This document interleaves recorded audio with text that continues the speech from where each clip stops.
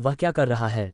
श्वेता ने बुदबुदाया। खैर, हालांकि वह भी चकित और उत्सुक थी कि ध्रुव इतनी सहजता से कैसे चल पा रहा था, लेकिन इससे भी ज्यादा वह ध्रुव के इस व्यवहार से परेशान हो रही थी। उसके दृष्टिकोण से ध्रुव मोहित के साथ अपना समय बर्बाद कर रहा था, जबकि वह अगले चरण में जाकर अन्य प्रतियोगियों पर महत्वपूर्ण बढ़त हासिल कर सकता था। लेकिन नहीं, उसे कोई जल्दी नहीं थी। ऐसा लग रहा था कि मोहित को अपमानित करना और अपना प्रभुत्व स्थापित करना किसी अमर सम्राट की विरासत से कहीं अधिक महत्वपूर्ण था। हे, ध्रुव बिल्कुल नहीं बदला है ना? चारू अपनी सहेली की शिकायत पर हंसी। हाल के दिनों में ध्रुव इतना बदल गया था कि उसे शक होने लगा था कि क्या वह अभी भी वही व्यक्ति है जिसे वह याद करती थी। लेकिन जब ध्रुव ने इस तरह की मूर्खतापूर्ण हरकतें करना शुरू किया तो उसे यह आश्वासन मिला कि वह वही है, हालांकि वह कहीं अधिक शक्तिशाली हो गया था। उसकी हाल की शक्ति किसी को भी संदेह में डाल सकती थी, लेकिन उसका व्यक्तित्व और कार्य लगभग हमेशा की तरह ही थे। मोहित, मोहित, क्या तुम सच में सिर्फ इसलिए संत बन रहे हो क्योंकि तुम्हारे लोग तुम्हें संत कहते हैं? ध्रुव ने फिर से चिढ़ाया। धायम, मोहित के पेट में एक लात ने उसे कमरे में दूर तक उड़ा दिया, जिससे वह खून की उल्टी करने लगा।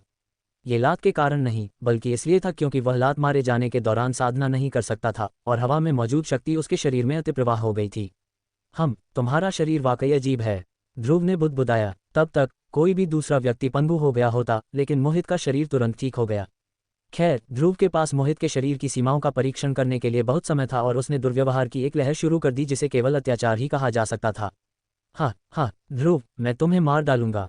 अपने ही खून में लथपथ मोहित ने गुस्से में घोषणा की।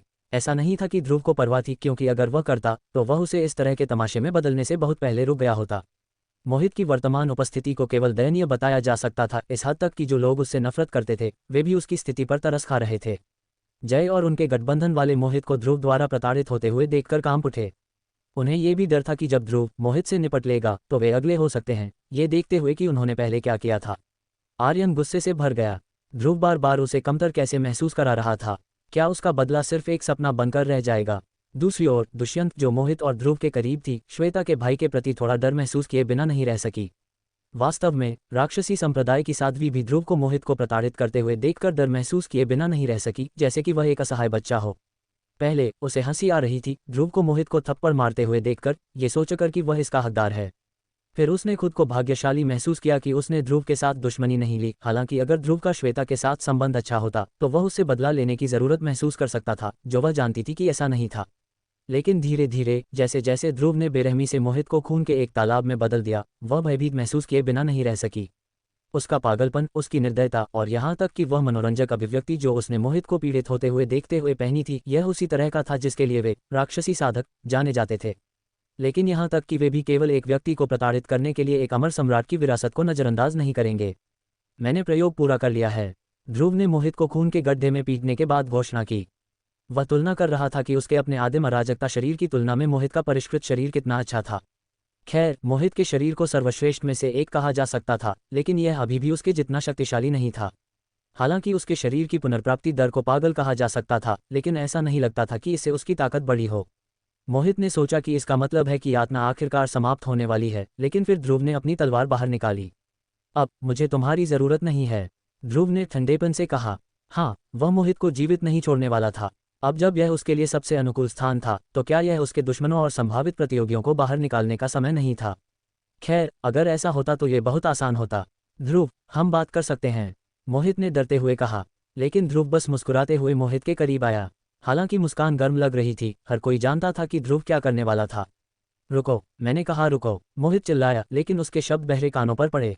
उसने डरते हुए देखा जैसे भेष में आया वह दानव, हाँ, यहाँ तक कि उसके लिए एक राक्षसी साधक के लिए ध्रुव एक दानव जैसा था। लेकिन तभी अमर सम्राट प्रिशा की अवशेष आत्मा प्रकट हुई। रुको, उसने आज्ञा दी और तुरंत ध्रुव को लगा कि वह हिल नहीं सकता। फिर भी वह डरने के बजाय अधिक परेशान लग रहा था। खैर, ऐसा इसलिए था क्योंकि वह जानता था कि अवशेष आत्मा उसे नहीं मारेगी, भले ही वह ऐसा कर सकती हो। तुम्हें इस पहले चरण में लड़ने या मारने की अनुमति नहीं है, आत्मा ने कहा। जब मोहित ने ये शब्द सुने तो वह राहत से भर गया, ये जानते हुए कि अब उसे और कष्ट नहीं उठाना पड़ेगा। हे, मुझे नहीं लगता कि आपने पहले ऐसा कुछ बताया था, ध्रुव ने कहा। भावहीन आत्मा अवशेष पहली बार थोड़ा परेशान लग रहा था। वास्तव में लड़ने या मारने जैसा कोई नियम नहीं था, लेकिन ऐसा इसलिए था क्योंकि यह माना जाता था कि इस स्थान पर यह असंभव था, खासकर कमजोर साधकों के लिए। उन्हें शक्ति के अचानक प्रवाह से निपटना पड़ा, जिसे आत्मा निर्माण क्षेत्र के साधक भी नजरअंदाज नहीं कर सकते थे। लड़ना तो दूर की बात थी, कोई हिल भी नहीं सकता था जब तक कि वह बहुत प्रतिभाशाली न हो। लेकिन जो अप्रत्याशित था वह यह था कि कोई ऐसा व्यक्ति था जो बिना किसी समस्या के भारी शक्ति को नज़रअंदाज कर सकता था। यह एक समस्या थी क्योंकि वह व्यक्ति संभावित रूप से अन्य सभी प्रतियोगियों को मार सकता था, उसे किसी और चरण की आवश्यकता नहीं होगी क्योंकि वह अकेला ही बचेगा। यह अमर सम्राट प्रिशा ने जो योजना बनाई थी उसके खिलाफ गया।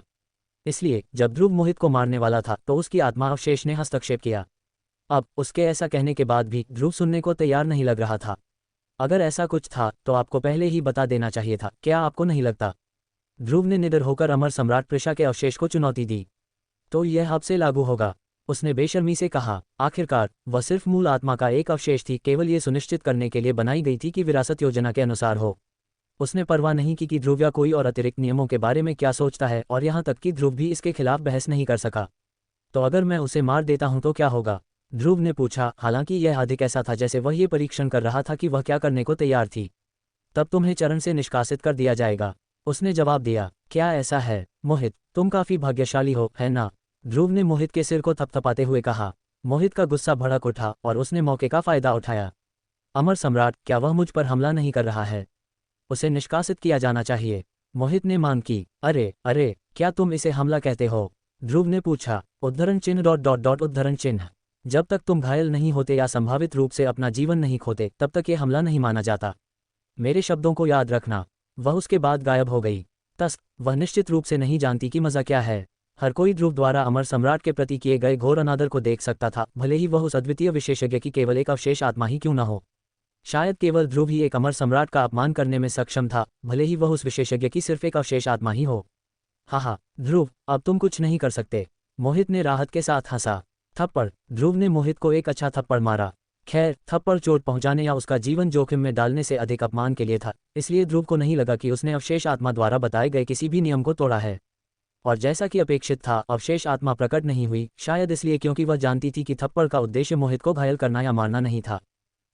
मोहित ने सोचा था कि अमर सम्राट के अवशेष द्वारा चेतावनी दिए जाने के बाद ध्रुव कुछ भी करने की हिम्मत नहीं करेगा। आमतौर पर लोग कुछ भी ऐसा नहीं करते जो निष्कासन का जोखिम उठा सकता हो, भले ही संभावना कम हो। क्या कोई सिर्फ एक थप्पड़ मारने के लिए अमर सम्राट की विरासत को जोखिम में डालेगा? लेकिन ध्रुव ने दूसरों की तरह विरासत के लिए वही दृढ़ संकल्प नहीं दिखाया। अगर उसने ऐसा किया होता तो वह मोहित के साथ खेलने के बजाय पहले ही अगले चरण के लिए चला गया होता।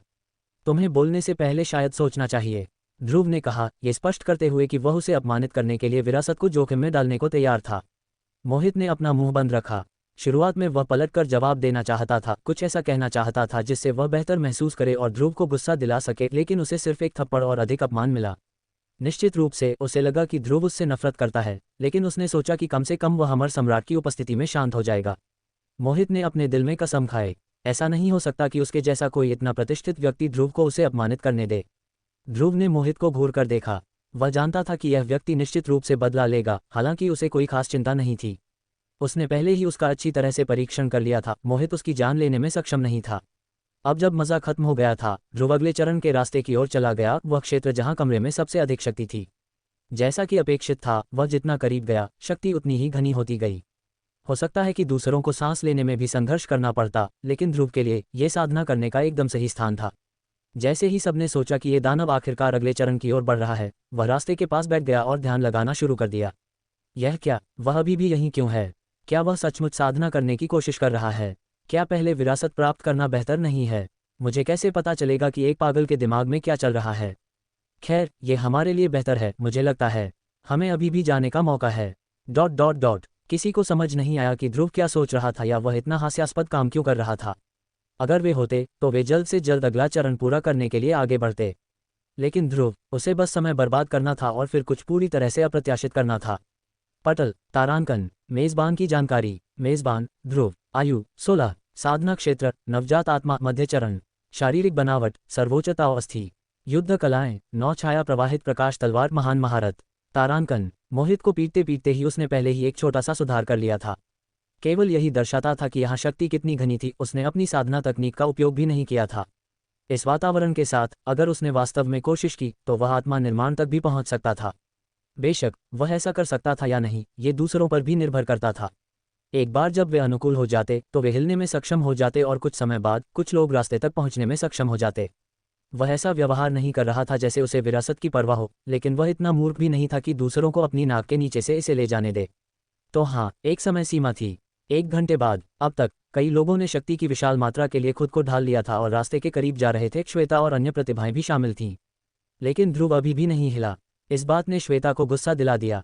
वह अभी भी भारी दबाव में हिलने के लिए संघर्ष कर रही थी, और फिर भी यह आदमी जिसके पास इतना जबरदस्त लाभ था, वह बस बैठा हुआ था और समय बर्बाद कर रहा था। उसने यहाँ आने के उसके उद्देश्य पर भी संदेह किया। ध्रुव, श्वेता ने आखिरकार आवाज़ लगाई। ध्रुव, जो अभी भी ध्यान कर रहा था, उसकी आवाज़ सुनकर आंखें खोल दीं। उस समय तक वह पहले ही नवजात आत्मा क्षेत्र के उत्तरार्ध चरण में पहुंच चुका था। उसने चारों ओर देखा और पाया कि कई प्रतिभाएं उसके काफी करीब पहुंच चुकी थीं। लगता है उसने निर्जन स्वर्ग साम्राज्य की प्रतिभा को कम आंका था। इस दर पर 1 या 2 घंटे में वे रास्ते तक पहुंच जाएंगे और अगले चरण की ओर बढ़ जाएंगे। ऐसा लग रहा था कि अभी आत्मा निर्माण क्षेत्र तक पहुंचना संभव नहीं था जब तक कि वह विरासत को छोड़ने को तैयार न हो। प्रिय बहन, तुम्हें क्या चाहिए? ध्रुव खड़ा हुआ और श्वेता की ओर चला गया। उसने उसके नकली स्नेह पर माथे पर बल डाला, लेकिन उसके परेशान करने वाले लहजे को नजरअंदाज किया और सीधे मुद्दे पर आए। क्या तुम विरासत छोड़ रहे हो? बिल्कुल नहीं। तो तुम क्या कर रहे हो? अगले चरण में जाओ, उसने सख्ती से डांटा। हाँ, मैं यही करने की योजना बना रहा था, ध्रुव ने आलस्य से जवाब दिया। जैसे ही वह मुड़ा और रास्ते की ओर चला गया, जैसे ही ध्रुव मोहित के पास से गुजरा, उसने अचानक अपना हाथ उठाया और तेजी से नीचे झुकाया। मोहित के चेहरे से कुछ इंच पहले रुक गया। अचानक हुई हलचल से मोहित सहज रूप से कांप उठा। उसका शरीर कांप गया और ध्यान भंग होने के कारण वह लड़खड़ा गया और मुंह भर खून खांस दिया। ध्रुव ने हंसते हुए और उपहास करते हुए कहा, क्या बकवास था वह, मैं तुम्हें मारने भी नहीं वाला था। उसने उपहास किया, सिर हिलाते हुए। अगर मुझे पता होता कि तुम इतने डरपोक हो तो मैं तुम्हें परेशान नहीं करता। इस अंतिम अपमान के साथ उसने अपनी पीठ फेरी और उसे दूसरा मौका दिए बिना दूर चला गया। मोहित की भींची हुई मुट्ठियां हिंसक रूप से कांप उठी। उसका चेहरा पीला और आंखें लाल थीं, अपमान और क्रोध से उबल रही थीं। वहां मौजूद सभी लोगों को देखकर उसने खुशी खुशी उन्हें हाथ हिलाया। बाय बाय, फिर मिलेंगे। अगले तल के अंदर कदम रखना एक और ही दुनिया में प्रवेश करने जैसा था। पहले तल के विपरीत, जो एक रास्ते के साथ ज्यादातर एक सफेद कमरा था, इस बार हवा में तैरते हुए कई पोथियां थीं। क्या ये युद्ध कलाएं हैं? ध्रुव ने पोथियों को घूरते हुए बुदबुदाया। कमरे में अकेला होने के कारण एक भयानक सन्नाटा उसे घेरे हुए था। फिर धड़ाम, एक प्रकाश की चमक ने सामने की जगह को चीर दिया और अवशेष आत्मा की परछाई फिर से उभरी। अवशेष का रूप अनिश्चित रूप से झिलमिला रहा था। उसका मायावी वस्त्र थोड़ा अस्त व्यस्त था, और उसकी अभिव्यक्ति, मान लीजिए, ऐसा लग रहा था जैसे उसने कोई मक्खी निगल ली हो। तुम, अवशेष ने कहा। आवाज तनावपूर्ण थी, जैसे वह अपना आपा न खोने की बहुत कोशिश कर रही हो। आखिरकार यहाँ आ ही गए। ध्रुव ने एक भौं उठाई। तुम मुझे देखकर खुश नहीं लग रही हो। उद्धरण चिन्ह ... मुझे कोई अंदाजा नहीं कि तुम क्या कह रहे हो। वैसे भी तुम ऐसे व्यक्ति नहीं लगते जिसे मेरी विरासत चाहिए। अवशेष ने अब थोड़ा जिज्ञासु होकर कहा। क्या ऐसा नहीं है? क्या मैं इसे जीत गया? ध्रुव ने उत्साह से पूछा। बेशक, ऐसा कोई रास्ता नहीं था कि वह पहले ही जीत गया हो। अवशेष शायद सिर्फ इस बात से नाराज थी कि वह अमर सम्राट की विरासत प्राप्त करने जैसी चीज को इतने हल्के में ले रहा था। उसके चेहरे के भाव को देखते हुए उसने स्पष्ट रूप से सोचा था कि ध्रुव उसकी चेतावनी के बाद सीधे अगले चरण में चला जाएगा, जो उसने नहीं किया। नहीं, अवशेष ने सपाट जवाब दिया। तो तुम पूछ क्यों रही हो? ध्रुव ने अपनी जीभ से आवाज निकाली। उद्धरण चिन्ह ... उद्धरण चिन्ह। एक और पल के सन्नाटे के बाद अमर सम्राट का अवशेष आखिरकार फिर से बोला। तुमने पहला परीक्षण पास कर लिया है, उसने जारी रखा। दूसरा चरण अब शुरू होता है। ये युद्ध कला की गूंज का सभागार है। पोथियों के अंदर वे सभी युद्ध कलाएं हैं जो मैंने अपनी युवावस्था में सीखी थीं।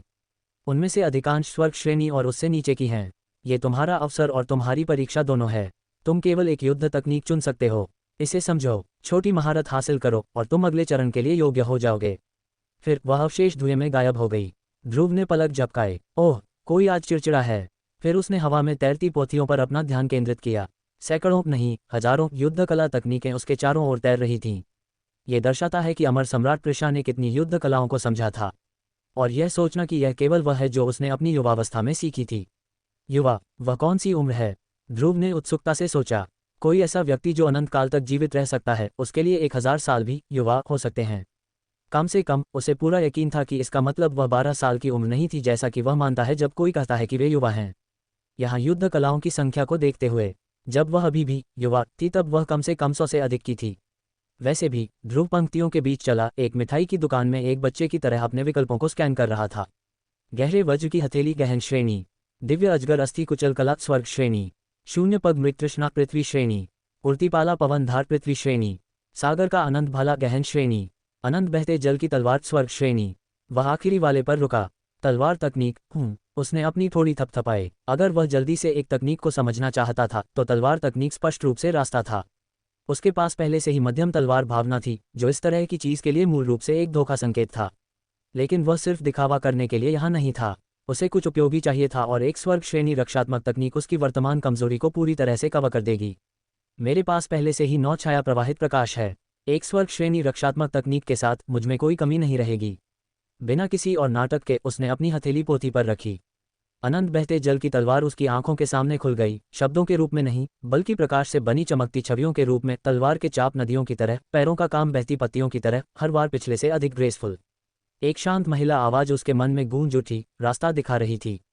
पहाड़ी झरने की तरह बहो, जब प्रहार किया जाए तो पीछे हटो, जब खींचा जाए तो प्रहार करो। पानी लड़ता नहीं है, वह सहन करता है और सबसे अधिक समय तक रहता है।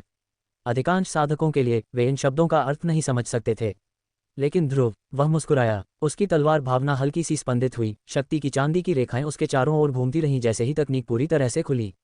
हर रूप, हर कदम, तलवार का हर मोड़, जिस क्षण उसने इसे देखा उसकी तलवार भावना गूंज उठी। वह समझ गया, ये ब्रूट फोर्स के बारे में नहीं था, ये रक्षा के बारे में भी नहीं था, यह अछूत होने के बारे में था। तारांकन, अनंत बहते जल की तलवार मूल सिद्धांत। टकराने के बजाय प्रत्येक गति दुश्मन की शक्ति को पुनर्निर्देशित करती थी। जब एक ब्लेड नीचे आता था तो पानी घूमता था, प्रभाव को एक फिसलने वाले स्लाइड में बदल देता था। जब दबाव बढ़ता था तो तकनीक जमीन देती थी, फिर 2 गुना खतरनाक लौटती थी, जैसे एक भंवर सब कुछ अंदर खींच रहा हो। पुनर्निर्देशन, विघटन, प्रवाह, 3 मुख्य स्तंभ। तारांकन। ध्रुव आंखें बंद करके पालथी मारकर बैठ गया। उसकी कमर पर मौजूद अनंत भावना तलवार अपने आप बाहर निकली और जमीन के ऊपर तैरने लगी, धीरे धीरे घूम रही थी। उसने अपना हाथ उठाया और उसे हवा के माध्यम से मार्गदर्शन करना शुरू कर दिया, उन आंदोलनों की नकल करते हुए जो उसके मन में अंकित थे। प्रत्येक स्लैश ने एक लहर बनाई, हर लहर अगली में प्रवाहित हुई। कुछ ही पलों में उसके चारों ओर हवा की एक छोटी सी धारा जमा हो गई। कोमल लेकिन घातक, जैसे एक शांत तालाब की सतह जिसके नीचे एक जानवर छिपा हो। 30 मिनट में हवा मजबूत थी। 45 मिनट वह अपनी खुद की वार को एक लूप में पुनर्निर्देशित कर रहा था, गति को खुद पर मोड़ रहा था, इसे अगले कदम में डाल रहा था। जब 1 घंटे का निशान लगा, एक पूर्ण जलधारा उसकी तलवार के चारों ओर नाच रही थी, जो तलवार शक्ति के साथ हल्की सी चमक रही थी। ठीक उसी समय जगह खुल गई।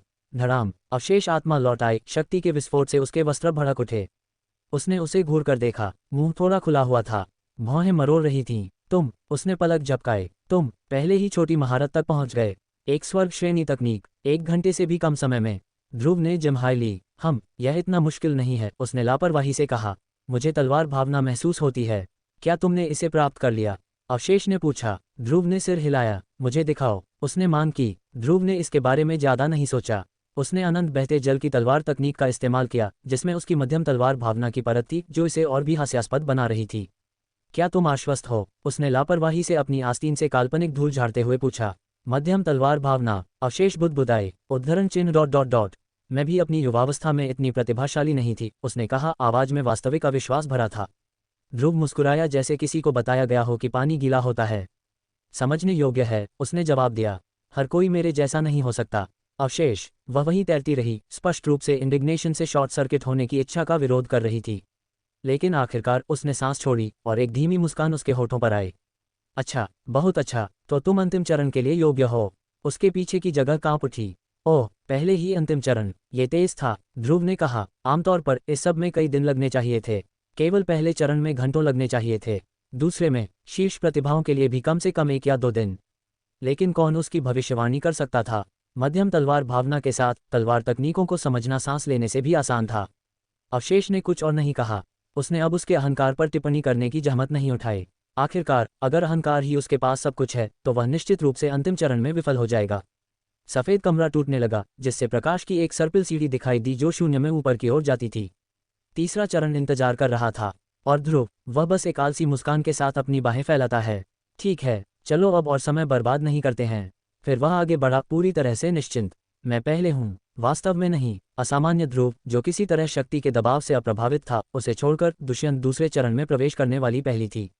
खैर, उसने अपने शब्द भी पूरे नहीं किए थे कि श्वेता भी अंदर आ गई। वे दोनों एक दूसरे को घूर कर देखने लगी, लेकिन ऐसा लगा नहीं कि वे लड़ने वाली थीं। वे ध्रुव जैसी नहीं थीं, जो कुछ पागलपन करने के लिए निष्कासन का जोखिम उठा सकता था। कुछ सेकंड बाद चारू प्रकट हुई, उसके बाद कुछ अन्य भी आए।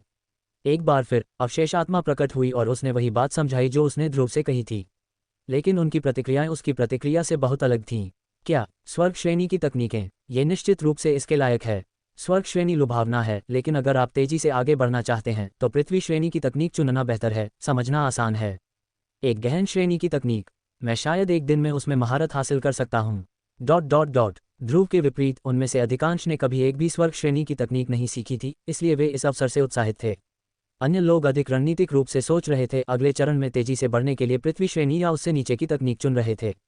इस बीच श्वेता चारों ओर देख रही थी, ध्रुव को ढूंढने की कोशिश कर रही थी।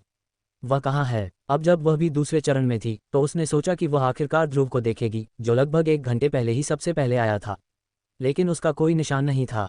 अमर सम्राट, क्या आप जानती हैं कि जो व्यक्ति सबसे पहले दूसरे चरण में प्रवेश किया वह कहाँ गया? दुष्यंत ने पूछा। जाहिर है श्वेता अकेली जिज्ञासु नहीं थी।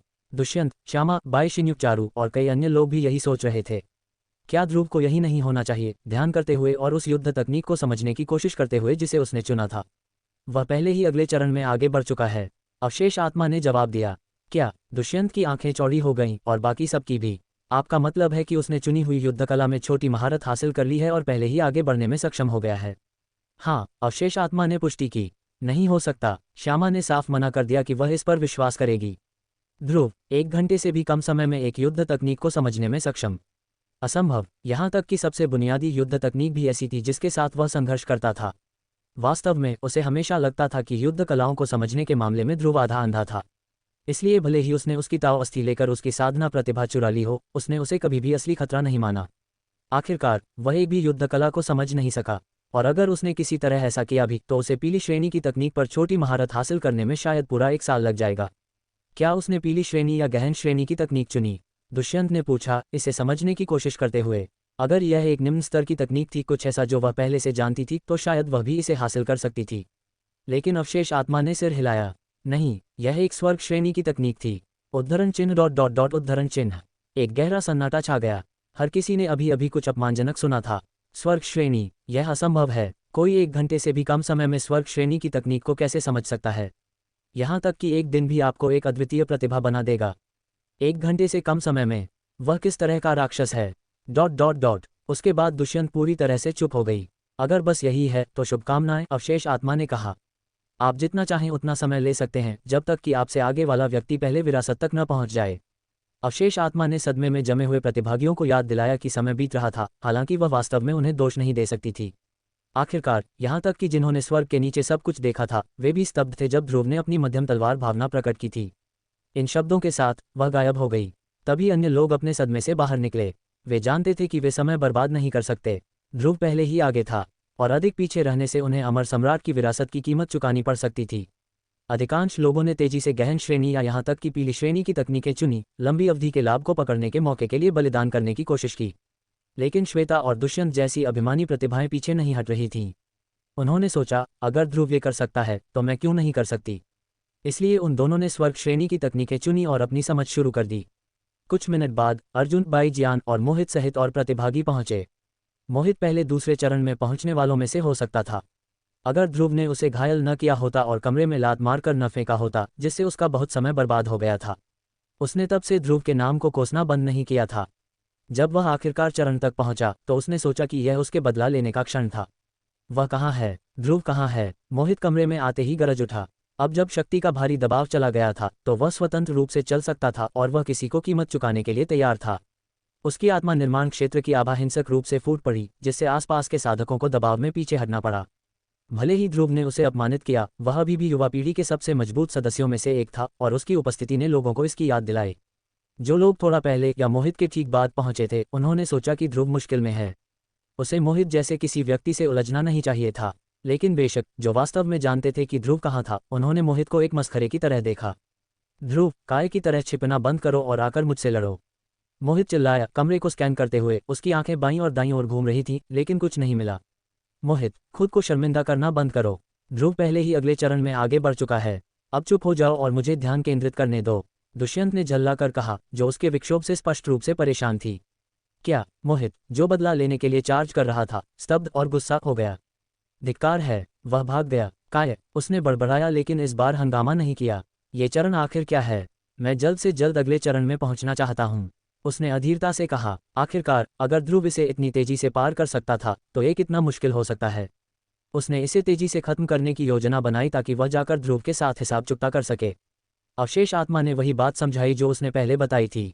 चरण को समझते हुए मोहित ने वही धारणा बनाई जो बाकी सबने बनाई थी कि ध्रुव ने बस एक पीली श्रेणी की तकनीक चुनी होगी और पास होने में कामयाब रहा होगा। वह ध्रुव जरूर जल्दी में रहा होगा। मोहित ने घमंड से बुदबुदाया, हालांकि ईमानदारी से कहूं तो अगर वह उसी स्थिति में होता तो वह भी ऐसा ही कर सकता था। अगर वह दूसरे चरण में सबसे पहले पहुंचता और अगर उसके पास अपने और दूसरों के बीच के अंतर को पाटने का मौका होता तो वह बिना किसी झिझक के इसे ले लेता। इससे विरासत को सुरक्षित करना कहीं अधिक निश्चित हो जाता। लेकिन जो लोग बाद में आए थे उनके लिए यह एक अलग कहानी थी। उन्हें चिंता करनी थी क्या होगा अगर उन्हें विरासत नहीं मिली। उस स्थिति में वे कम से कम एक शक्तिशाली युद्ध तकनीक लेकर जाना चाहेंगे। अमर सम्राट, क्या आप मुझे बता सकती हैं कि ध्रुव ने किस श्रेणी की युद्ध कला चुनी? मोहित ने वही सवाल पूछा। दूसरे पहले ही पूछ चुके हैं, मैं खुद को दोहरा नहीं रही हूं। तुम उनसे पूछ सकते हो, अवशेष आत्मा ने झल्लाकर कहा। वह स्पष्ट रूप से एक ही सवाल का बार बार जवाब देने से परेशान हो रही थी, हालांकि वह समझती थी कि वे सब क्यों जानना चाहते थे। मोहित ने चारों ओर देखा।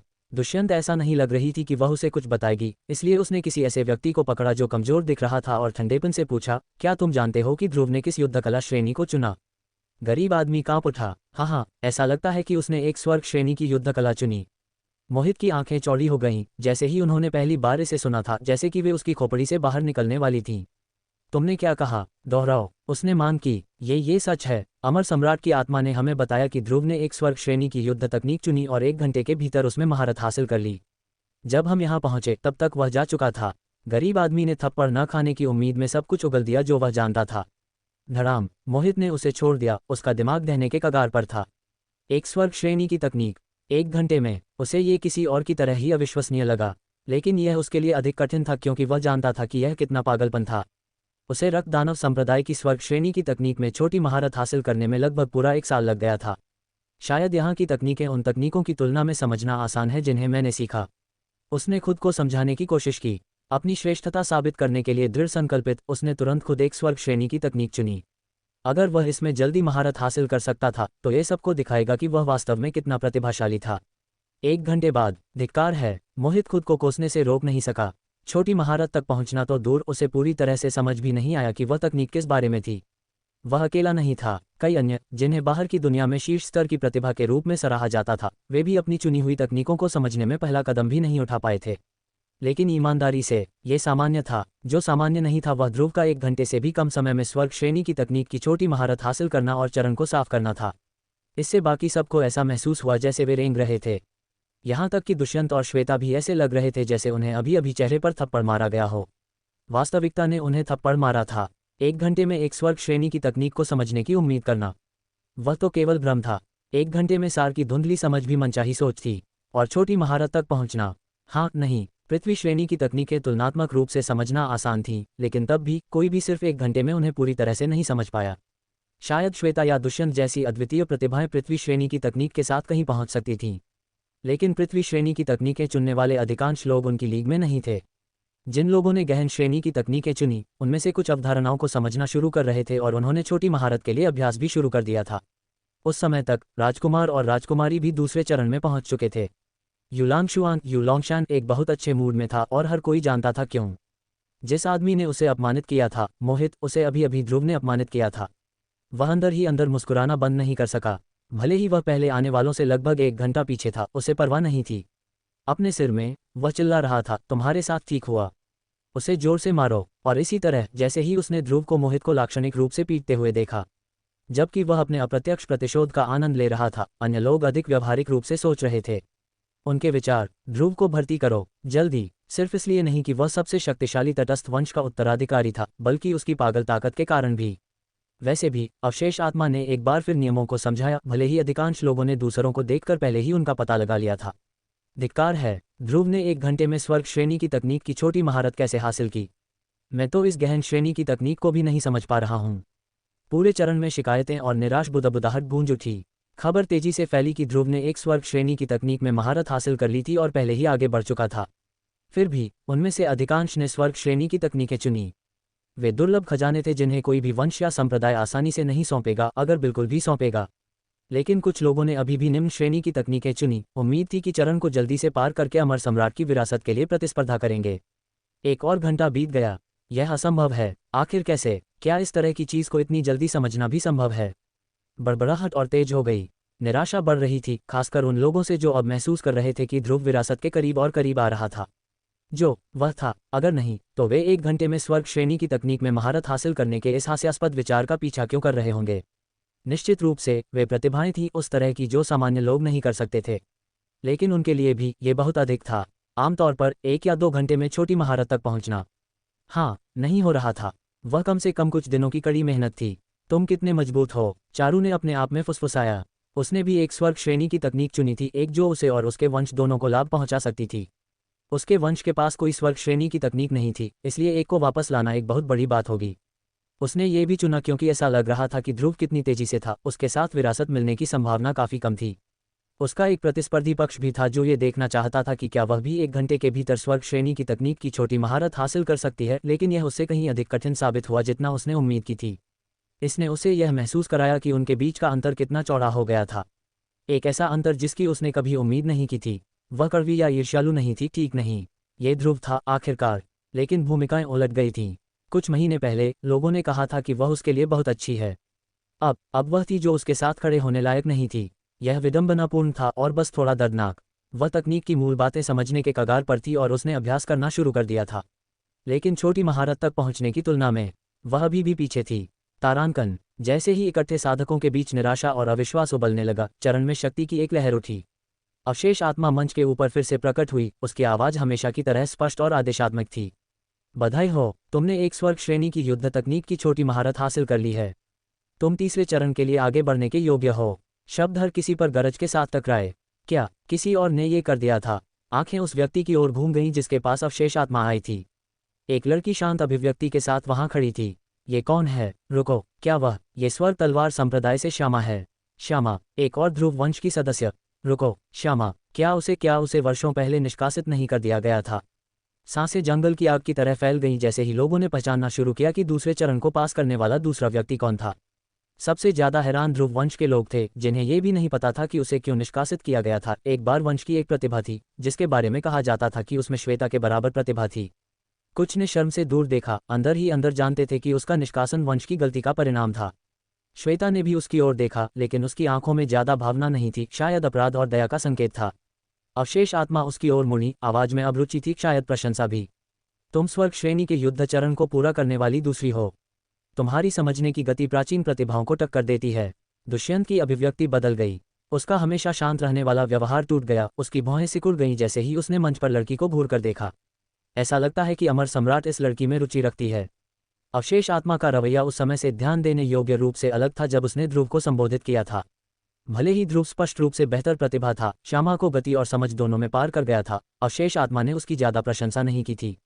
फिर भी अब श्यामा के धीमा होने और दूसरे स्थान पर आने के बावजूद अवशेष आत्मा ने खुले तौर पर उसकी प्रशंसा की। मोहित का जबड़ा भींच गया। एक और ध्रुव वंश का पागल। उस परिवार में आखिर कितने राक्षस छिपे हुए थे? वह पहले से ही गुस्से में था कि वह ध्रुव के समय को पार नहीं कर सका, और अब उसे पता चला था कि वह दूसरा भी नहीं था। ये किसी ऐसे व्यक्ति के लिए एक बड़ा झटका था जो खुद को पूरे निर्जन स्वर्ग साम्राज्य में सबसे प्रतिभाशाली मानता था। तुम आगे बढ़ सकती हो, यह अंतिम चरण है। श्यामा की आंखें चौड़ी हो गईं जब उसे पता चला कि अगला चरण आखिरी है। उसने एक छोटा सा सिर हिलाया, उसकी अभिव्यक्ति तटस्थ थी। फिर किसी पर भी नजर डाले बिना वह मुड़ी और अगले चरण में कदम रखा। वह चली गई, लेकिन अवशेष आत्मा ने जो कहा उसने बाकी सबको चौंका दिया। अगला चरण अंतिम है। क्या इसका मतलब यह नहीं है कि ध्रुव को पहले ही विरासत मिल चुकी होगी? धिक्कार है, हमें तेजी लाने की जरूरत है। उन दोनों को पहले ही इतना बड़ा फायदा मिल चुका है। ...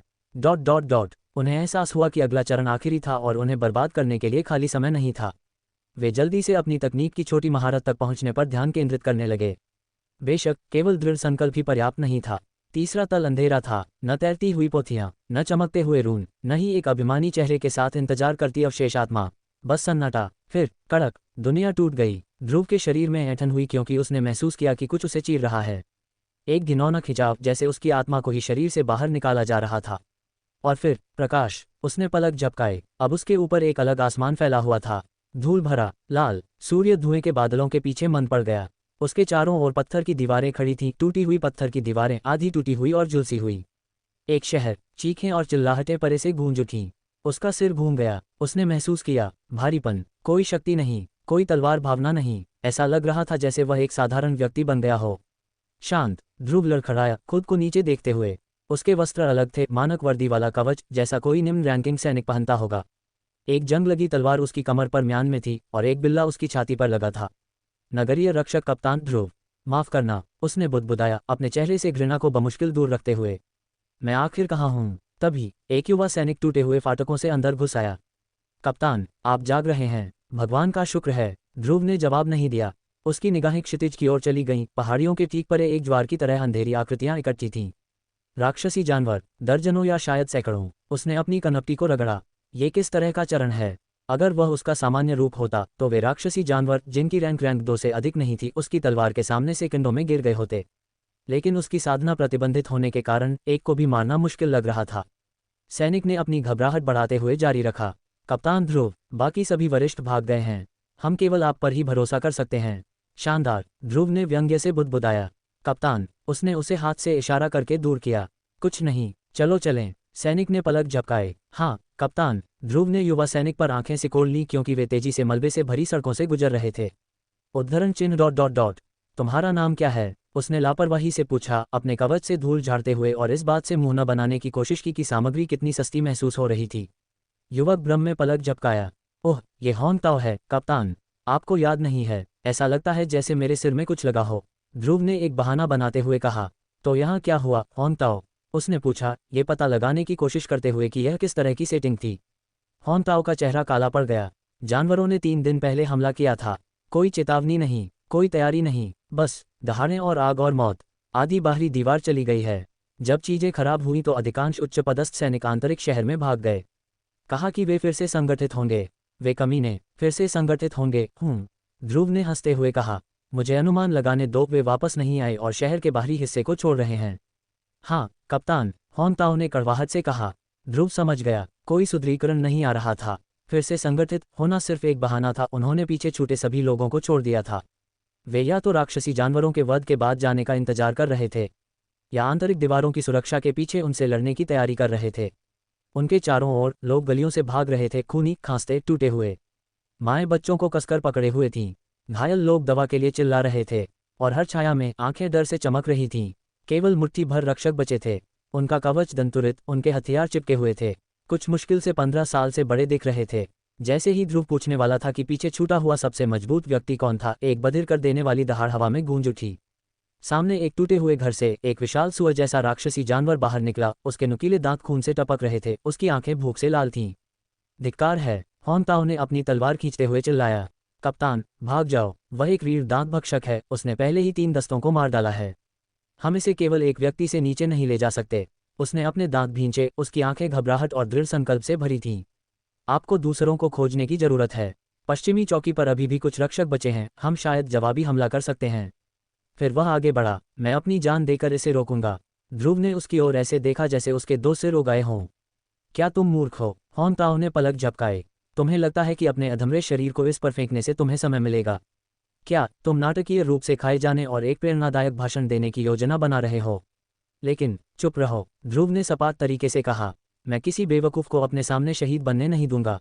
उसने अपनी आंखें रीढ़ दांत भक्षक पर टिकाए रखी क्योंकि वह अपने खुरों से जमीन को रगड़ रहा था, नाक फुला रहा था और गुर्रा रहा था। नुकीले दांत रक्त पिपासा से फड़क रहे थे। मैं सोते समय इन चीज़ों को मारता था, ध्रुव ने अपने आप में बुदबुदाया। अब मेरे पीछे रहो और हीरो बनने की कोशिश करना बंद करो। ध्रुव ने अपनी गर्दन को मरोड़ा और आगे बढ़ा, जंग लगी तलवार को पत्थर पर तब तक घसीटा जब तक कि उसके पीछे चिंगारियां नाचने लगीं। आओ, तुम बड़े हो गए सुअर। जानवर ने दहाड़ लगाई और फिर से चार्ज किया। ध्रुव भागा नहीं, वह मुस्कुराया। उसका शरीर भारी महसूस हो रहा था, सुस्त। उसके अंग उसी सटीकता के साथ प्रतिक्रिया नहीं कर रहे थे जिसकी उसे आदत थी।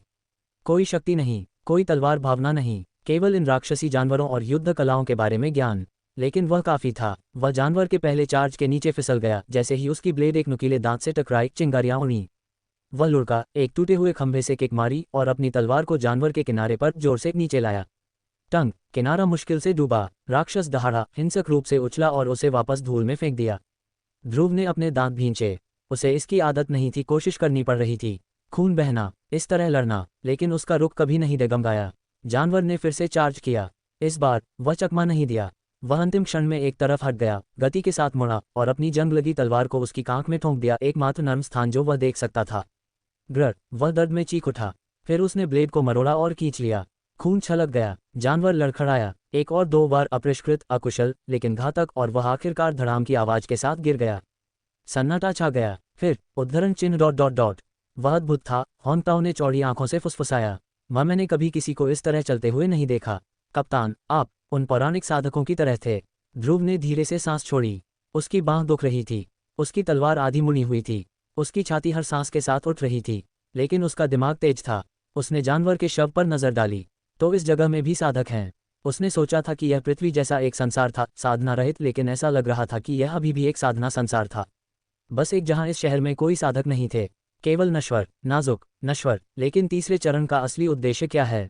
क्या ये शहर की रक्षा करना था, राक्षसी जानवरों को मारना था, या पूरी तरह से कुछ और? ध्रुव ने जानवर के फड़कते हुए शव को घूर कर देखा। खून उसके पेट के नीचे जमा हो गया, दरार वाले पत्थर में भिगो गया। उसने एक घिनौने चेहरे के साथ अपनी ब्लेड को उसके फर पर पहुंचा। होंगताओ हाँफते हुए उसके बगल में दौड़ पड़ा, अभी भी विस्मय में था। कप्तान, क्या आप ठीक हैं? वह पागलपन था, मैंने ये भी नहीं देखा कि आप कैसे चले। ध्रुव ने अपना कंधा घुमाया। मैं ठीक हूँ, तलवार नहीं। हालांकि उसने अपने हाथ में मुड़े हुए धातु के टुकड़े पर नजर डाली। अपनी जीभ से आवाज निकालते हुए उसने उसे एक तरफ फेंक दिया और जानवर के नुकीले दांतों में से एक उठाया, तेज, मोटा और अभी भी खून टपक रहा था। कप्तान, अब हम क्या करते हैं? होंगताओ ने हाँफते हुए पूछा। ध्रुव ने तुरंत जवाब नहीं दिया। उसने धुएं से भरी सड़कों पर देखा, आंखें सिकोड़ लीं, दिमाग दौड़ रहा था। शहर टूटा हुआ था, अराजकता का राज था, और उसे ये सब ठीक करना था। वह स्कॉफ्ट किया। यहाँ उद्देश्य क्या है? होंगताओ ने पलक झपकाए। उद्देश्य कुछ नहीं, मैं खुद से बात कर रहा हूँ। वह मुड़ा। हम शिकार करने जा रहे हैं, और जिसे भी हम इकट्ठा कर सकते हैं। होंगताओ सीधा हो गया। हाँ कप्तान। वे तेजी से आगे बढ़े, साइड सड़कों और मलबे से भरी गलियों से गुजरते हुए। शहर गिरने का इंतजार कर रहा एक कब्रिस्तान था, लेकिन यहाँ और वहाँ जीवित बचे लोग अभी भी जीवन से चिपके हुए थे। घायल रक्षक, मदद के लिए रोते नागरिक, कोनों में दुबके बच्चे। ध्रुव ने दो बार भी नहीं देखा। यह एक चरण था, एक भ्रम। ये लोग वास्तविक नहीं थे, समय के लायक नहीं। लेकिन होंगताओ, वह रुका। बार बार उसने पट्टियां बांटी, मलबे से जीवित बचे लोगों को बाहर निकाला, बच्चों को उनकी माताओं से मिलाया। चलते रहो, ध्रुव ने हर बार सपाट तरीके से कहा, लेकिन उसने उसे कभी नहीं रोका। क्या होगा अगर परीक्षण मारने के बारे में नहीं है? क्या होगा अगर ये बचाने के बारे में है? लेकिन वह भावुकता पर जुआ नहीं खेलेगा। वह ऐसा व्यक्ति नहीं था, इसलिए उसने उस पर ध्यान केंद्रित किया जिसे वह नियंत्रित कर सकता था, जानवरों पर। और वह कुशल था, निर्दयी। प्रत्येक मुकाबला एक क्रूर, गणना की गई झड़प थी। उसने कमजोर बिंदुओं पर प्रहार किया, इलाके का इस्तेमाल किया। जब हथियार विफल हुए तो मलबे से खोपड़ी तोड़ दी। उसने एक जानवर को छत से नीचे फेंक दिया, दूसरे को टूटे हुए भाले के शाफ्ट से छेद दिया। कोई शक्ति नहीं, कोई तलवार भावना नहीं, लेकिन कौशल। वह उसके पास बहुतायत में था, और हर जानवर के गिरने के साथ रक्षक छिपने से बाहर आए, आवाज से खींचे गए, आशा से। कप्तान, ध्रुव जिंदा है। उसने उस चीज को मार डाला, अकेले। क्या वह सुअ का नुकीला दांत इस्तेमाल कर रहा है? उन्होंने पीछा किया। वे एकजुट हुए, 1 दर्जन 30 में बदल गए, 30 लगभग 50 में, पीटे हुए, घायल और भयभीत, लेकिन फिर भी जीवित रहने से चिपके हुए थे। ध्रुव केंद्र में खड़ा था, चोटिल और पसीने से तर, एक खूनी पोलैक्स को पकड़े हुए जिसे उसने एक लाश से चुराया था। उसने भाषण नहीं दिए, उसने प्रेरित नहीं किया, उसने बस मार डाला। सूरज, अगर आप अभी भी उस मंद लाल अंगारे को सूरज कह सकते हैं, आखिरकार धुएं से भरी स्काईलाइन के पीछे डूब गया। रात हो गई, हवा ठंडी हो गई, घायलों की कराहें दूर की चीखों के साथ मिल गईं, धीमी और गले से निकली। राक्षसी जानवर नहीं गए थे, वे इंतजार कर रहे थे। शहर शांत था, लेकिन ये सुरक्षित नहीं था। ध्रुव एक टूटी हुई दीवार से टिका हुआ था, कपड़े की फटी हुई पट्टी से अपने कामचलाऊ पोलैक्स से खून पहुंच रहा था। उसका कवच दंतुरित, गंदा था और कंधों में बहुत तंग था। उसकी मांसपेशियां दुख रही थीं और उसकी पसलियों पर 3 नए निशान थे जब उसे एक ढह गई लोहार की दुकान में फेंका गया था। तस्क, कितना कमजोर शरीर, उसने सोचा। उसके असली शरीर की तुलना में, जो पहले ही इस तरह की चोट से ठीक हो गया होता, ये वाला दयनीय था। कोई शक्ति नहीं, आसानी से घायल हो जाता है, ठीक नहीं होता है। ये पहले से ही एक चमत्कार था कि उसने इस तरह के शरीर के साथ इतने सारे राक्षसी जानवरों को मार गिराया था। उसके चारों ओर जीवित बचे लोगों का एक जत्था एक व्यापारी चौक में डेरा डाले हुए था। आधी छतें चली गई थीं, लेकिन दीवारें लंबी और मोटी थीं, और अंदर जाने का केवल एक संकीर्ण रास्ता था। रक्षा करना आसान था। केंद्र में एक छोटी सी आग चटक रही थी, जो टूटे हुए फर्नीचर से जल्दी से बनाई गई थी। रक्षक उसके चारों ओर बैठे थे, तलवारें तेज कर रहे थे, फुसफुसा रहे थे, घावों पर पट्टी बांध रहे थे। नागरिक किनारों के पास सिमटे हुए थे, थके हुए, खोखली आंखों वाले, लेकिन जीवित। कप्तान ध्रुव, आपने हमें बचाया। हम सब ने सोचा था कि हम मर चुके हैं, लेकिन अब आपने हमें एक मौका दिया। अन्य लोग सहमति में बुदबुदाए। हाँ, अगर आप नहीं आए होते। मैंने उसे एक जंग लगी तलवार से उस वीर दांत भक्षक को आधा काटते हुए देखा। आप हमारे उद्धारकर्ता हैं। Dot dot dot. ध्रुव ने अपनी आंखें घुमाईं। वे ऐसे फुसफुसा रहे थे जैसे वह कोई युद्ध नायक हो। उसने सोचा कि अगर वह अपने असली शरीर के साथ आता तो वे उसे भगवान की तरह मान रहे होते। खैर, ऐसा नहीं है कि वह उनकी भावनाओं को नहीं समझा। वह इस अंतहीन निराशा में आशा की किरण जैसा था। जैसा कि होंग ताओ ने कहा, जिन लोगों को इन लोगों को कमान संभालनी चाहिए थी, वे आंतरिक शहर में भाग गए थे। पीछे छूटे हुए वे थे जिनकी कोई स्थिति या शक्ति नहीं थी। जिस शहर की उन्होंने रक्षा करने की कोशिश की, उसी ने उन्हें छोड़ दिया। अब उनकी एकमात्र आशा उसमें टिकी हुई थी। हालांकि एक खलनायक को उद्धारकर्ता के रूप में माना जाना निश्चित रूप से हास्यास्पद था। उसने होंग ताओ को देखा और आवाज लगाई, होंग ताओ। हाँ कप्तान, उसने तुरंत जवाब दिया और ध्रुव की ओर चला गया। इन लोगों की स्थिति क्या है? होंग ताओ ने सलाम किया। हमारे पास कुल 46 लोग हैं, 12 वास्तविक रक्षक, बाकी ज्यादातर नागरिक या घायल हैं। हमने कुछ अवरोधक स्थापित किए हैं, लेकिन हमारे पास आपूर्ति कम है। एक रात के भोजन से ज्यादा नहीं बचा है। पानी की स्थिति बदतर है। ध्रुव ने सिर हिलाया, फिर इकट्ठे हुए लोगों की ओर मुड़ा। ठीक है, सुनो। उसकी आवाज़ तेज नहीं थी, लेकिन वह अधिकारपूर्ण थी। उसने फुसफुसाहट को रेशम के माध्यम से एक ब्लेड की तरह काट दिया। अगर हम इसी तरह रहे तो हम एक और दिन जीवित नहीं रहने वाले हैं। सन्नाटा। तो हम इसके लिए इंतजार नहीं करेंगे। हर कोई तनाव में आ गया। ध्रुव की आंखें शिविर में घूमी। गन्नापूर्ण, ठंडा, केंद्रित। हम व्यवस्थित होंगे। उसने पास की एक आधी अक्षुण्ण इमारत की ओर इशारा किया। वह हमारा आश्रय होगा, केवल एक प्रवेश बिंदु। यदि जानवर फिर से आते हैं तो नागरिक वहां पीछे हट जाएंगे। रक्षक परिधि को संभालेंगे। यदि नागरिक घायल नहीं हैं तो उन्हें साधारण जालों और अवरोधकों के साथ आश्रय को मजबूत करने के लिए कहो। उसने 2 उंगलियां उठाईं। हम टीमों में बढ़ जाएंगे। एक टीम सामग्री संभालेगी। हमें पानी, भोजन, दवा चाहिए, कुछ भी दूर से उपयोगी। तुम इसे ढूंढो, तुम इसे वापस लाओ। दूसरी टीम एक बचाव दस्ता है। मैं उनका नेतृत्व करूंगा। हम राक्षसों से लड़ेंगे और किसी को भी बचाएंगे जो छिपा हुआ है या फंसा हुआ है। कोई भी अकेला काम नहीं करेगा। कोई भी नहीं भागेगा। हम इकाइयों के रूप में आगे बढ़ते हैं। यदि तुम आदेशों की अवहेलना करते हो तो मैं व्यक्तिगत रूप से तुम्हें दीवार के ऊपर फेंक दूंगा। स्पष्ट। दर्जनों आवाजों ने एक साथ जवाब दिया। हाँ कप्तान। यहाँ तक कि नागरिकों ने भी सिर हिलाया। कुछ ने झिझक के साथ, अन्य ने अपनी आंखों में आग के साथ। होंग ताओ उसके बगल में मुस्कुराया। तुम अब एक असली कप्तान की तरह लग रहे हो। ध्रुव ने जवाब नहीं दिया। उसने बस अपनी बाहें क्रॉस कर लीं। होंग ताओ। हाँ कप्तान, तुम सामग्री टीम का नेतृत्व करोगे। 4 अन्य लोगों को ले लो। बस उस क्षेत्र से चिपके रहो जो राक्षसी जानवरों से मुक्त है। जी सर। होंग ताओ झिझक रहा था, लेकिन वह सहमत हो गया। ये कुछ ऐसा था जिसे ध्रुव ने उसे करने का आदेश दिया था। और एक और बात, ये कुछ ऐसा भी हो सकता है जो पूरे शहर को बचा सके, ध्रुव ने कहा। होंग ताओ की आंखें आश्चर्य से चौड़ी हो गईं। कुछ ऐसा जो शहर को बचा सकता है। उसने अपने चारों ओर विनाश को देखा। सिर्फ जीवित रहना पहले से ही एक चमत्कार था। शहर को बचाओ। क्या तुम पोटेशियम नाइट्रेट जानते हो? ध्रुव ने पूछा। Potassium nitrate? यह उसकी अभिव्यक्ति से स्पष्ट था कि ध्रुव किस बारे में बात कर रहा था। उसे कोई अंदाजा नहीं था। तुम जानते हो, वह सफ़ेद नमकीन चीज़ जिसका उपयोग वे उर्वरक में करते हैं। ध्रुव ने फिर से कोशिश की। होंग ताओ ने एक सेकंड सोचने के बाद सिर हिलाया। हाँ, वह चीज़। तुम्हें इसे वापस लाने की ज़रूरत है, और अगर इसके होने की संभावना है तो इसे खोजना भी है। ध्रुव ने कहा। और उसे पोटेशियम नाइट्रेट की आवश्यकता क्यों थी? ज़्यादा सोचने की ज़रूरत नहीं है। ये सही है, वह विस्फोटक बनाना चाहता था। वह नहीं जानता था कि यह चरण कब तक चलेगा, लेकिन अगर लक्ष्य हर राक्षसी जानवर को मारना था तो इसमें सप्ताह लग सकते थे, शायद महीने। इसे अकेले करना आत्महत्या थी। विस्फोटकों के साथ अन्य लोग भी लड़ सकते थे। उन्हें आधुनिक युद्ध की शक्ति महसूस करने दो। खैर, हालांकि उसने ऐसा कहा, वह केवल बुनियादी विस्फोटक बनाना जानता था, लेकिन वह काफ़ी था। वह अभी भी लड़ सकता था, और जो भी विस्फोटों से बचता वह खुद खत्म कर देता। ध्रुव ने जारी रखा। होंग ताओ को विस्फोटकों के लिए 2 और सामग्री खोजने के लिए कहा, सल्फर और लकड़ी का कोयला। उन दोनों को समझाना और खोजना काफ़ी आसान था। होंग ताओ ने ध्रुव पर सवाल नहीं उठाया। उसने जो किया था उसके बाद नहीं। इस सारे विनाश के बीच एक दिन में लगभग 50 लोगों को इकट्ठा करना, ये कुछ ऐसा नहीं था जिसे असली कमांडर भी खींच सकते थे। खैर, वही कमांडर डर के मारे भाग गए थे, इसलिए शायद यह एक उचित तुलना नहीं थी। किसी भी तरह होंग ताओ के लिए ध्रुव सिर्फ एक उत्तरजीवी नहीं था, वह उनका उद्धारकर्ता और उनका नेता था। कोई ऐसा जिसका बिना सवाल किए पीछा करना चाहिए। रात तनावपूर्ण और बेचैन खींच गई। बहुत कम लोग ही ठीक से सो पाए, लेकिन ध्रुव ने एक सेकंड भी बर्बाद नहीं किया। सभी को व्यवस्थित करने और कार्य सौंपने के बाद उसने जानकारी इकट्ठा करने पर अपना ध्यान केंद्रित किया, विशेष रूप से शहर और जिस दुनिया में वह था उसके बारे में सब कुछ।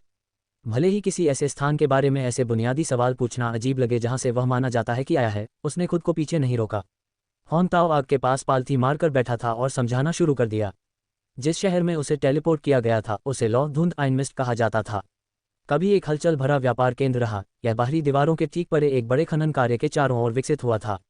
ज्यादातर लोहा, लेकिन कुछ शिराओं में उपयोगी कीमिया खनिज थे, जिसने साधकों और व्यापारियों को समान रूप से आकर्षित किया। शहर में एक समय में एक मामूली संप्रदाय शाखा भी थी, हालांकि वे 1 साल पहले वापस ले लिए गए थे।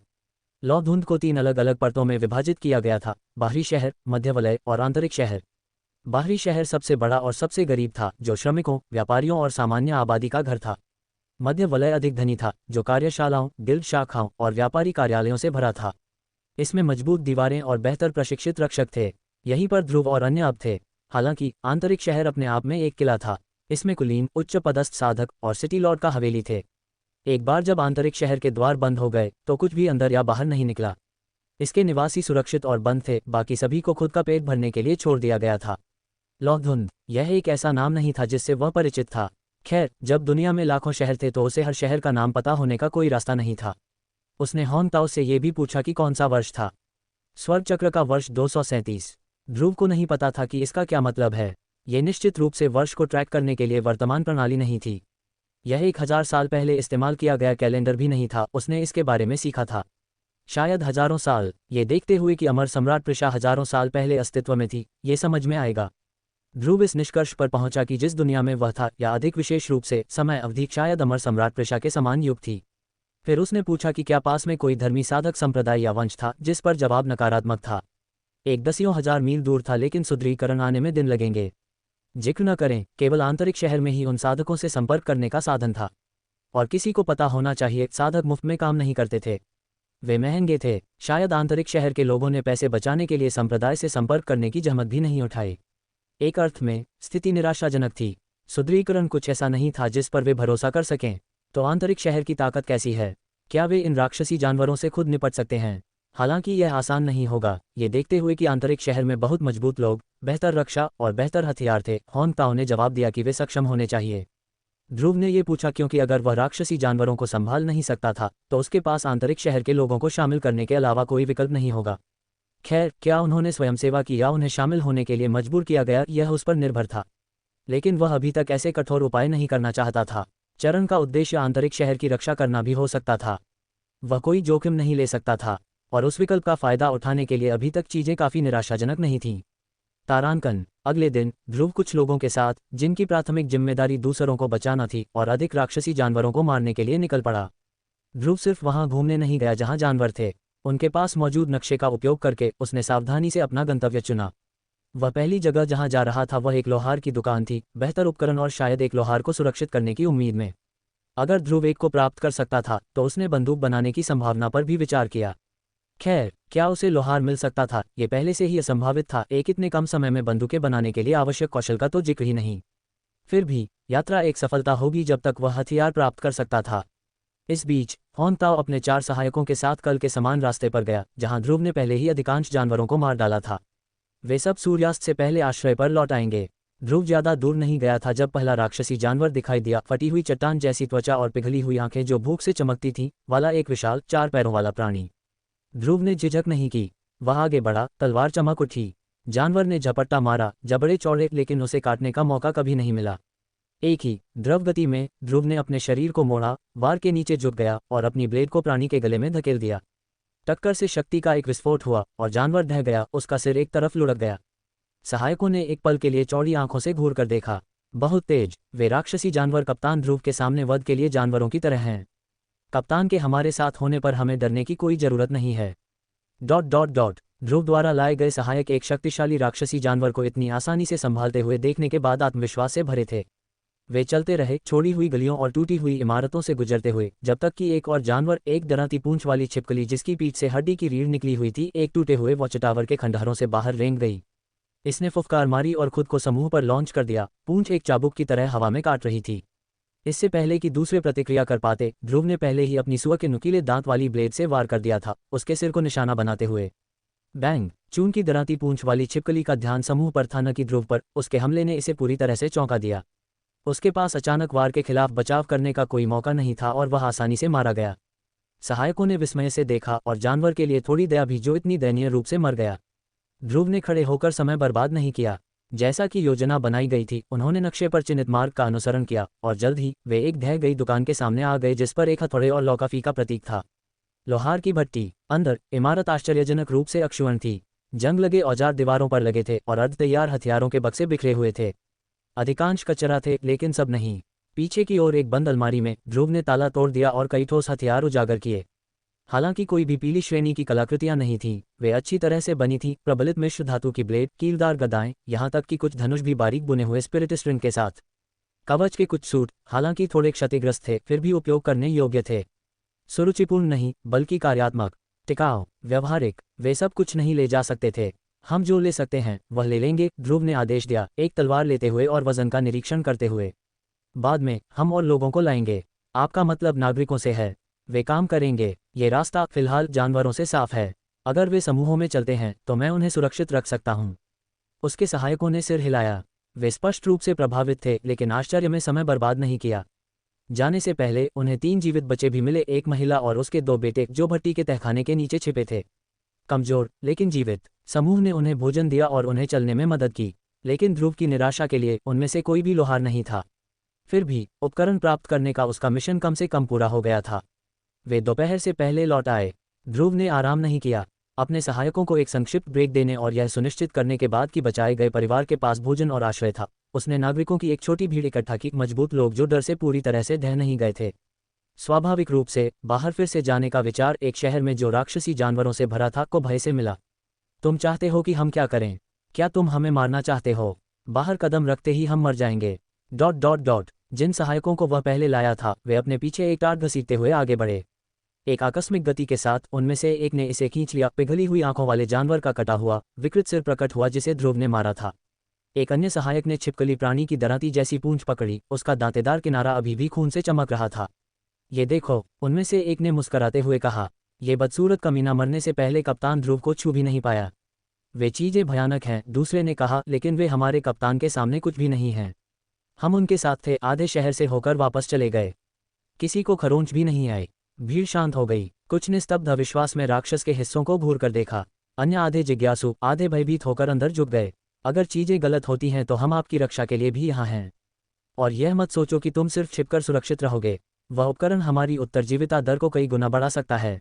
कई लोग अभी भी झिझक रहे थे, लेकिन ध्रुव के साथ गए लोगों की स्थिति को देखने के बाद उन्हें विश्वास हो गया कि कुछ भी नहीं होगा। उन्हें यह भी पता था कि यह सब उनकी उत्तरजीविता को बढ़ाने के लिए था। ज्यादा विकल्प न होने के कारण वे उपकरण लाने के लिए उनके साथ जाने को तैयार हो गए। उन्होंने 2 लाइनें बनाई, जो कुछ भी वे बचाव कर सकते थे उससे लैस थे, और फिर से निकल पड़े। उन्होंने उसी साफ किए गए रास्ते का अनुसरण किया, खंडहर वाली सड़कों और ढह गई इमारतों से गुजरते हुए। इस बार कोई जानवर नहीं थे, केवल खून के धब्बे और पहले के शिकारों के अवशेष। नागरिक ज्यादा नहीं बोले, लेकिन अपने चारों ओर के विनाश को देखकर हर कोई समझ गया कि उनके पास भरोसा करने के लिए केवल वे स्वयं थे। वे भट्टी तक पहुंचे और काम पर लग गए। इतने सारे लोगों के होने पर भी सब कुछ पैक करने में प्रयास लगा। हथियार, कवच, औजार, कुछ भी दूर से उपयोगी ले लिया गया। उन्होंने कामचलाऊ स्लेज पर उपकरण जमा किए, गदाओं और तलवारों को कपड़े में लपेटा और क्षतिग्रस्त कवच को रस्सी से बांध दिया। वे सूर्यास्त से पहले लौट आए, अपने शिकार को वापस आश्रय में खींच लाए। पीछे छूटे हुए लोग ये देखने के लिए आगे बढ़े कि वे क्या लाए थे। असली हथियारों और काम लायक कवच को देखकर आंखें चमक उठीं। ये ज्यादा नहीं था, लेकिन यह आशा जैसा महसूस हुआ। और फिर जैसे ही ध्रुव ने दरवाजों से कदम रखा, हॉन्गताओ हाँफते हुए अपनी मुस्कान को बमुश्किल रोक पाया। कप्तान ध्रुव, उसने थोड़ा हाँफते हुए कहा, आप इस पर विश्वास नहीं करेंगे, मुझे कोई मिला है। उसने अपने पीछे इशारा किया। एक मध्यम आयु वर्ग का आदमी आगे बढ़ा, पेशी वाला, कालिक से सना हुआ, स्टील की छड़ों जैसी बाहों और कठोर हाथों के साथ जो उसकी कड़ी मेहनत को बताते थे। इस आदमी का नाम लाओ शेन है, हॉन्गताओ ने गर्व से कहा। ढह गए घर में छिपा हुआ था। वह एक अत्यधिक कुशल लोहार है, एक व्यापारी गिल्ड के लिए काम करता था। पहले कुछ पीली श्रेणी की कलाकृतियां भी बनाई थीं। ध्रुव की आंखें यहाँ पहली बार थोड़ी उत्साह के साथ चौड़ी हुईं। उसने नहीं सोचा था कि हॉन्गताओ किसी ऐसे व्यक्ति को लाएगा। और अगर वह कलाकृतियां बनाने में सक्षम कोई व्यक्ति था, तो ध्रुव जानता था कि वह निश्चित रूप से बंदूक जैसी कोई चीज बनाने में सक्षम था। आदमी ने ध्रुव की ओर सम्मानपूर्वक सिर हिलाया। आखिरकार इस समय ध्रुव इस जगह का नेता और एक तरह का उद्धार करता था। मैंने तुम्हें वह रास्ता साफ करते हुए देखा, उसने कठोर आवाज में कहा। तुम मुझे सुरक्षित रखो, मैं तुम्हारे गियर को ठीक कर दूंगा। अगर तुम मुझे अच्छी सामग्री दोगे तो शायद कुछ बेहतर भी बना दूंगा। उसने अंदर घसीटे जा रहे राक्षस के हिस्सों की ओर देखा। वे अच्छे काम करेंगे। ध्रुव की आंखें सिकुड़ गईं क्योंकि उसने बूढ़े लोहार को देखा और फिर हॉन्गताओ को। अच्छा काम किया, ध्रुव ने होंगताओ की तारीफ की, जो थोड़ा शर्मिंदा लग रहा था। आखिरकार उसने ज्यादा कुछ नहीं किया था, बस एक ऐसी जगह पर गया था जिसे ध्रुव ने पहले ही राक्षसी जानवरों से साफ कर दिया था और भाग्य से लाओ शेन से मिला था। श्रीमान लाओ, मैं चाहता हूं कि आप एक हथियार बनाएं। लाओ शेन ने अपनी ठुड्डी खुजाई। आप एक कस्टम ब्लेड चाहते हैं? नहीं, ध्रुव ने सिर हिलाते हुए कहा। फिर वह नीचे बैठ गया, एक छड़ी पकड़ी और उसकी नोक से मिट्टी में एक मोटा आकार उकेरा। यह अजीब था, एक लंबा पतला सिलेंडर, एक ब्लॉकी आधार और उसके नीचे एक छोटा आयताकार विस्तार। फिर बैरल के नीचे एक माध्यमिक पकड़, स्थिरता के लिए कोनित। ऊपर एक दृष्टि, अस्पष्ट रूप से परिचित और पूरी तरह से विदेशी। लाओ शेन ने भौहें सिकोड़ लीं। वह क्या है? एक धनुष? बिल्कुल नहीं, ध्रुव ने जवाब दिया। एक हथियार की कल्पना करें जो धनुष पर निर्भर नहीं करता है। कुछ भी वापस खींचने की जरूरत नहीं है, बस इशारा करो और धड़ाम। अंदर एक छोटा सा विस्फोट एक धातु प्रक्षेप्य को आंख से भी तेज गति से आगे बढ़ाता है। उसने बैरल के अंत में अपनी उंगली घुसाई। सारी ताकत यहाँ से आती है, कोई शक्ति नहीं, बस भौतिकी। लाओ शेन ने पलक झपकाई, फिर से ड्राइंग पर आंखें सिकुड़ी। और तुम चाहते हो कि यह चीज एक धातु की कील दागे, या एक गेंद, या उच्च वेग पर कुछ भी घातक? वह खड़ा हो गया और लोहार की आंखों में देखा। यह एक हाथ में फिट होना चाहिए, उसने अपना हाथ उठाते हुए कहा। लाओ शेन ने अपना सिर खुजाया, अपने आप में बुदबुदाया। कॉम्पैक्ट भट्टी अग्नि दहन हथियार, स्वयं निहित विस्फोट, छोटा, फिर से लोड करने योग्य कक्ष। उसने बचाई गई सामग्री के ढेर पर नजर डालने के लिए मुड़ा। मैं टेम्पर्ड बीस्टबोन और स्पिरिट आयरन मिश्र धातु का उपयोग करके एक दबाव कक्ष बना सकता हूं, उसने बुदबुदाया। बैरल चैनलयुक्त मित्रिल या ब्लैक स्टील हो सकता है। और ट्रिगर तंत्र। उसकी आंखें चमक उठीं। मैं ये बना सकता हूं, उसने अचानक निश्चितता के साथ कहा। इसमें कुछ दिन लग सकते हैं। अगर आप इसे भरोसेमंद बनाना चाहते हैं तो मुझे और परिष्कृत सामग्री की आवश्यकता होगी। लेकिन क्या ये वास्तव में इतना महत्वपूर्ण है? मैं एक बेहतर तलवार और ढाल बना सकता हूं। क्या हमें अज्ञात चीज पर समय बर्बाद करना चाहिए? ऐसा हथियार कभी न देखने के कारण लाओ शेन ने सोचा कि यह समय की बर्बादी हो सकती है, हालांकि उसे ये दिलचस्प लगा। लेकिन ऐसे महत्वपूर्ण समय में उसने नहीं सोचा कि उसे किसी अपुष्ट चीज पर प्रयास बर्बाद करना चाहिए। ध्रुव मुस्कुराया। नहीं, ये सबसे महत्वपूर्ण चीज है। शायद कुछ ऐसा जो इस शहर को बचा सके। शहर को बचा सकता है? ये सुनकर लाओ शेन की आंखें चौड़ी हो गईं। सच में उसे नहीं पता था, लेकिन चूंकि ध्रुव आश्रय का नेता था, उसने सोचा कि वह उस पर भरोसा कर सकता है। ठीक है, लाओ शेन सहमत हो गया। मैं प्रोटोटाइप पर काम शुरू कर दूंगा। तुम्हें 2 दिनों में तुम्हारा पहला संस्करण मिल जाएगा, यह मानते हुए कि कोई मेरे भट्टी पर फिर से कोई जानवर नहीं गिराता है। ध्रुव वापस इकट्ठी हुई भीड़ की ओर मुड़ा, जो अब कवच को छांट रही थी और कांपते हाथों में हथियार फिट कर रही थी। कुछ बच्चे क्रेट्स के पीछे से झांक रहे थे। उनमें से एक, कल बचाए गए लड़कों में से एक ने दोनों हाथों से एक कटार पकड़े हुए था, जैसे उसका वजन उससे अधिक हो। अपने शरीर के साथ वह राक्षसी जानवर का कुछ नहीं बिगाड़ सकता था, लेकिन अगर उनके पास बंदूकें थी तो यह एक अलग कहानी थी। यहाँ तक कि वे छोटे बच्चे भी एक राक्षसी जानवर को मार सकते थे जब तक कि उसने ठीक से निशाना लगाया। इस तरह वह हर राक्षसी जानवर को मारने जा रहा था। इन लोगों को वापस लड़ने का साधन दें। होंगताओ भी पोटेशियम नाइट्रेट वापस लाया था। अब उसे काला पाउडर बनाने के लिए केवल लकड़ी का कोयला और सल्फर की आवश्यकता थी। फिर लाओ शेन जिस बंदूक को बनाएगा, उससे कोई भी उन राक्षसी जानवरों को मार गिरा सकता था। उन कमीनों के लिए बंदूक की शक्ति महसूस करने का समय आ गया है। लौधुंध का आंतरिक शहर अपनी सीमाओं से परे अराजकता के विपरीत खड़ा था। जहां बाहरी और मध्य शहर राख, खून और ढहते खंडहरों में कम हो गए थे, आंतरिक शहर अभी भी चमक रहा था। इसकी दीवारें शक्तिशाली संरचनाओं से मजबूत थीं। सजावट संरचनाएं आकाश के पार हल्की सी चमकती थीं, एक गुंबद जैसा अवरोध बनाती थीं जिसने अब लगभग 1 सप्ताह तक राक्षसी जानवरों के हमले का सामना किया था। आंतरिक शहर के अंदर जीवन बिल्कुल नहीं बदला था। वे अभी भी वही अभिमानी कुलीन थे, पीते और पार्टी करते थे, जबकि बाहर के लोग बिना किसी दूसरी सोच के मर गए।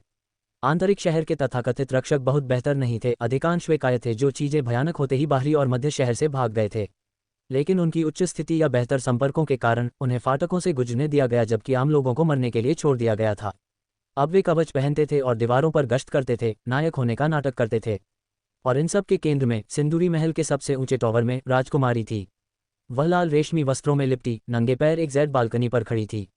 मुश्किल से 16 साल की, नाजुक विशेषताओं और तेज फीनिक्स आंखों के साथ, वह एक लाडली कुलीन बेटी से ज्यादा एक राष्ट्र की शासक नहीं लगती थी।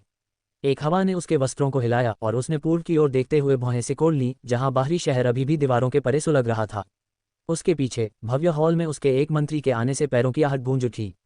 आपकी महारानी, मंत्री दुबेक डुएंट ने झुकते हुए कहा। हालांकि वह राजकुमारी के प्रति सम्मान दिखाते हुए लग रहा था, उसके विनम्र तरीके के नीचे एक मुस्कान थी।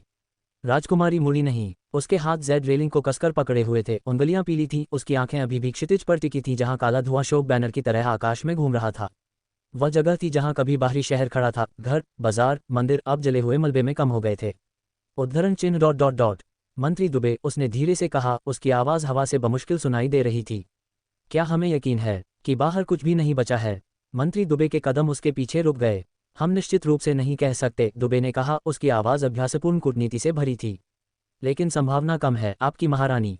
हमारे स्काउट्स ने बताया कि दीवार के परे लगभग सब कुछ राक्षसी जानवरों द्वारा नष्ट कर दिया गया है। बाहरी दीवार गिर गई है, मध्य शहर खतरे में है।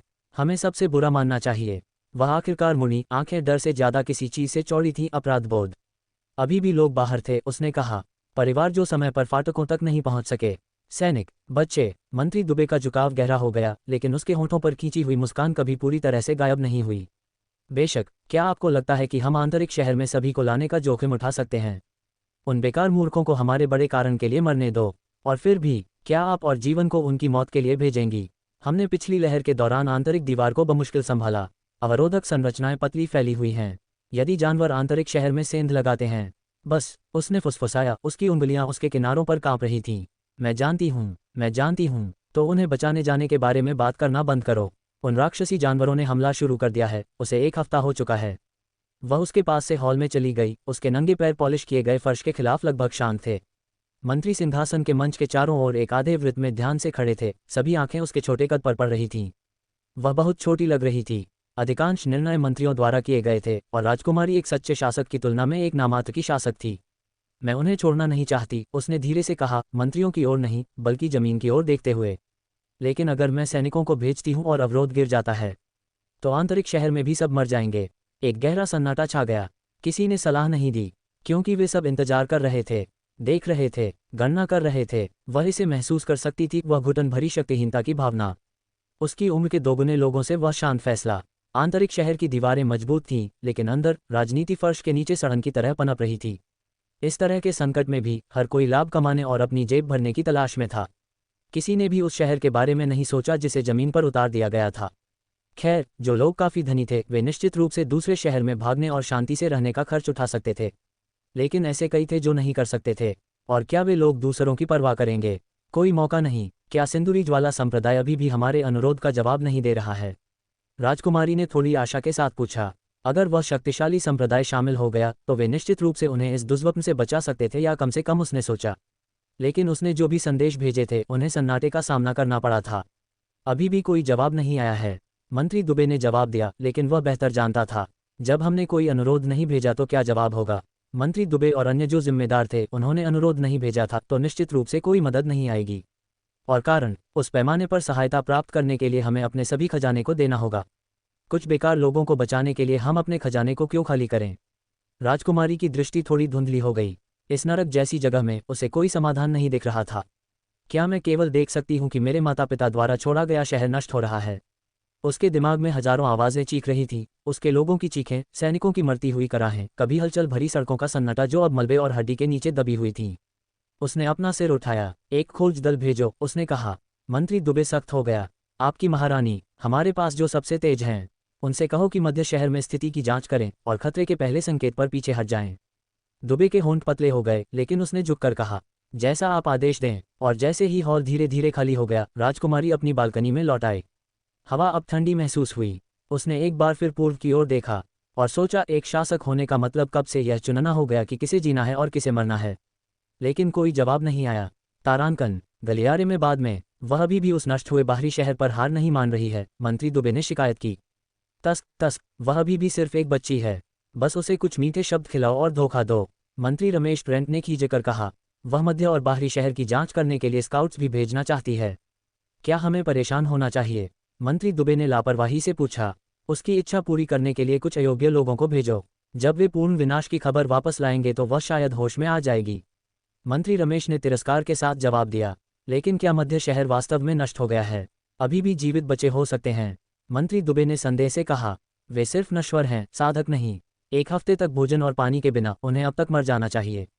हमें तैयारियों पर ध्यान केंद्रित करना चाहिए। अगर वे राक्षसी जानवर आगे आंतरिक शहर पर अपनी आंखें लगाते हैं, तो हम बर्बाद हो जाएंगे।